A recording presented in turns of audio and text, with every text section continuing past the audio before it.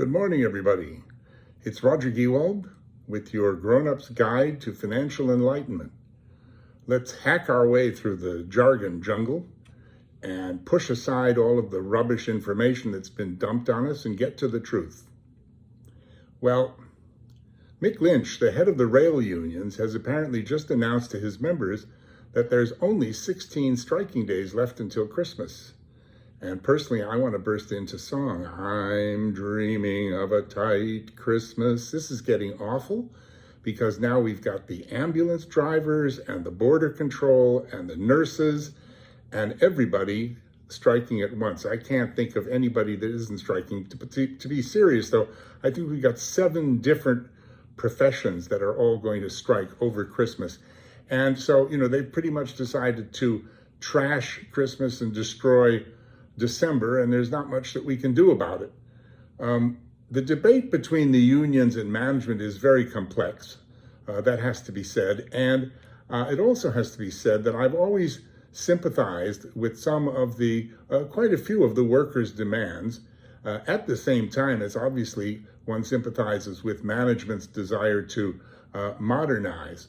But I really find it difficult in an environment where real wages, that's what you and I actually take home, have decreased in real economic terms by as much as 4%. I find it really hard that an offer of an 8% increase in wages should be rejected so violently. So we can write off December, but what I really find jaw-droppingly crazy, what I find totally impossible, is this story that's now circulating that because OPEC has announced a cut in production of oil by 2 million barrels, that our petrol prices are going to go back up again. It's crazy. Hunt said this would happen in his budget, but he didn't say when. There's so many things that our government should be doing that they don't do.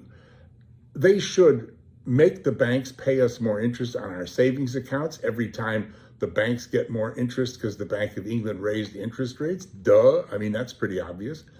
They should do something, as people have been screaming for them to do for years, about the enormous tax take on a liter of petrol. The government takes somewhere between 65 and 80% of the cost of a liter of petrol in tax.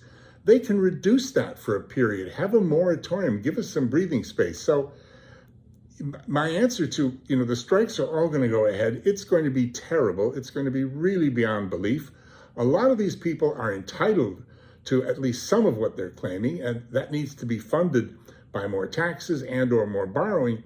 But for goodness sake, take the burden off us by at least keeping petrol prices where they are, by taking away some of that tax and VAT on petrol, at least for a period. I mean, that certainly isn't too much to ask, I hope.